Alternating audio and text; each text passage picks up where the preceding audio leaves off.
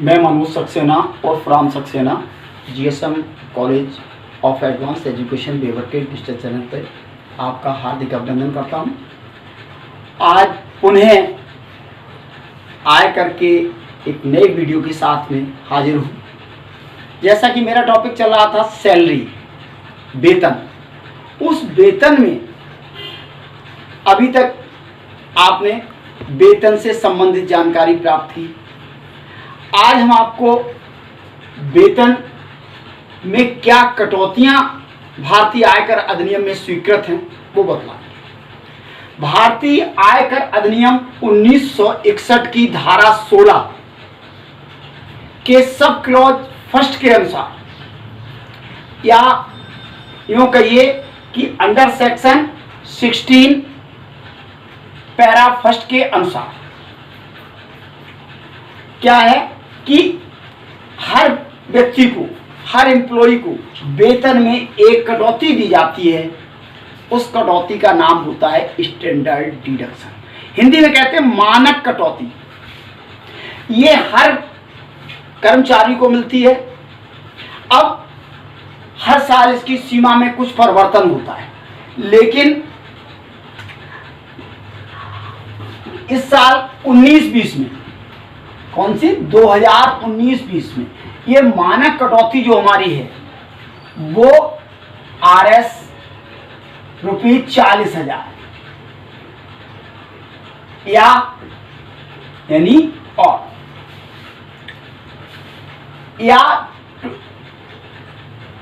या वेतन या सैलरी जो दोनों में कम हो, जो दोनों में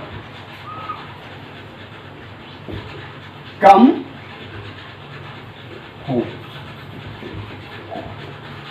यानी पहली हमारी क्या है कि स्टैंडर्ड कटौती की या तो 40,000 रुपए या सैलरी जो दोनों, which ever is least, which ever is least. इसे लीस्ट भी कह सकते हैं, लोअर भी कह सकते हैं और लेस भी कह सकते हैं। और ठीक है, यानी जो दोनों में कम हो, चाहे 40,000 कम हो या सैलरी। सपोज करो किसी की टोटल सैलरी सारी सुविधाओं को मिलाकर 2,70,000 रुपए होती है। कितना? 2,70,000 टोटल सैलरी। तो उस टोटल सैलरी में हम क्या करेंगे? लेस करेंगे स्टैंडर्ड डिडक्शन। कितना? 40,000। तो हमारी टैक्सेबल सैलरी कितनी होगी? Taxable salary 2,30,000।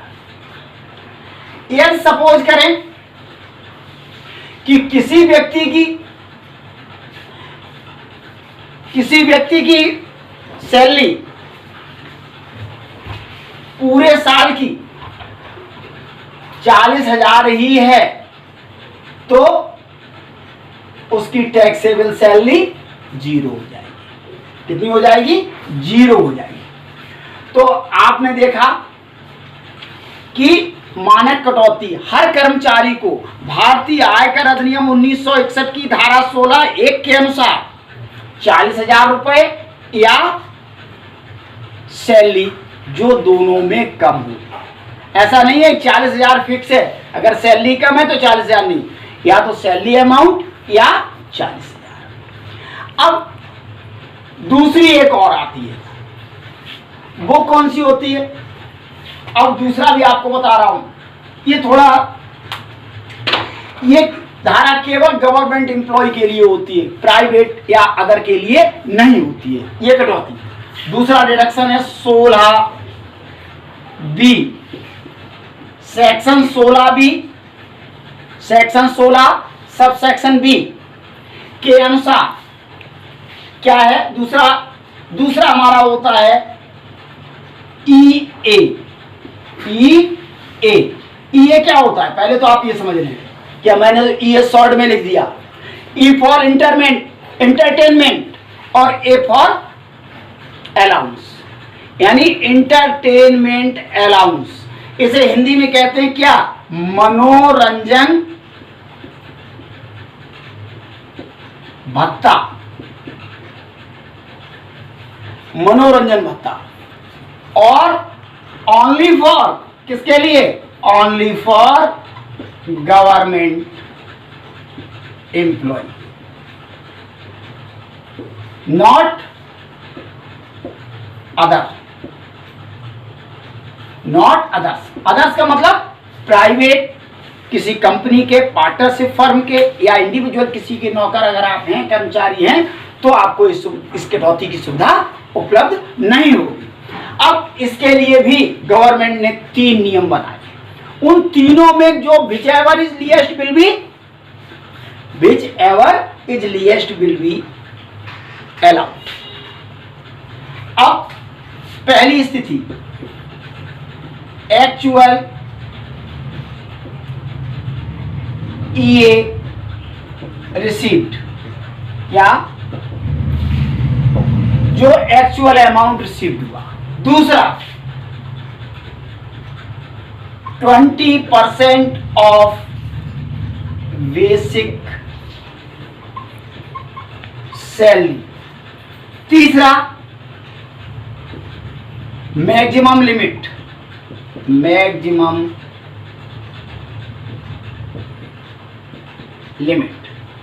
वो कितनी है? 5,000।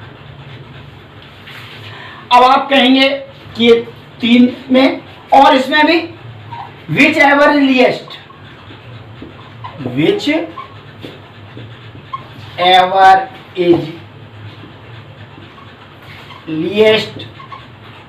विल बी अलाउड या एग्जेम्प्टेड। मैं अलग अलग भाषा इसलिए प्रयोग कर रहा हूं, कहीं तो एग्जेम्प्टेड कहा जाता है, कहीं पे अलाउड कहा जाता है। इसका मतलब इतनी उसको सुविधा मिल जाएगी, इतनी राहत मिलेगी, उसके टोटल में से कम होगा। तो विच एवर इज लीस्ट। अब सपोज करिए किसी को एचआरए मिला 500 रुपए महीना, ये मिला, इंटरटेनमेंट मिला आपको, मनोरंजन भत्ता कितना मिला? 500 रुपए के हिसाब से कितना हो गया? 6,000। ठीक।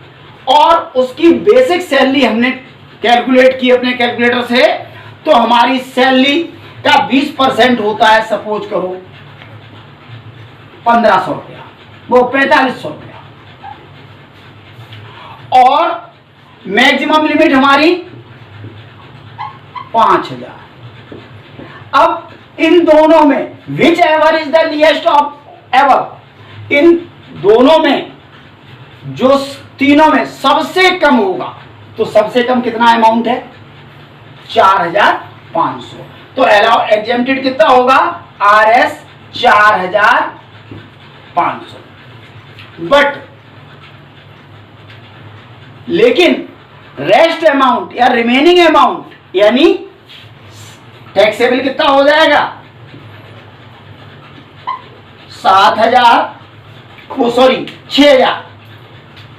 6,000 माइनस 4,500 बराबर 1,500 विल बी टैक्सेबल। और अब करते क्या है? सबसे पहले जितना भी हमको ये मिलता है, हम पहले टोटल सैलरी में जोड़ देते हैं, और उसके बाद हम स्टैंडर्ड डिडक्शन कम करते हैं टोटल में से। और दूसरा हमारा कौन सा होता है? मनोरंजन भत्ता। लेकिन ये केवल गवर्नमेंट एम्प्लॉय को ही मिलता है, किसी प्राइवेट एम्प्लॉय को नहीं मिलता है। अगर कोई भी प्राइवेट सेक्टर में है, वो इसका लाभ लेना चाहे तो आयकर अधिनियम इसकी अनुमति नहीं देता है।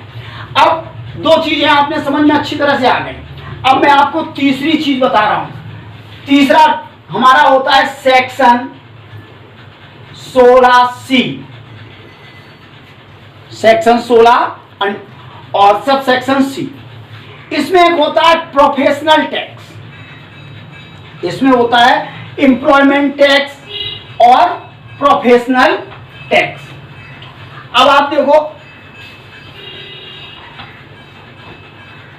अब प्रोफेशनल यानी एम्प्लॉयमेंट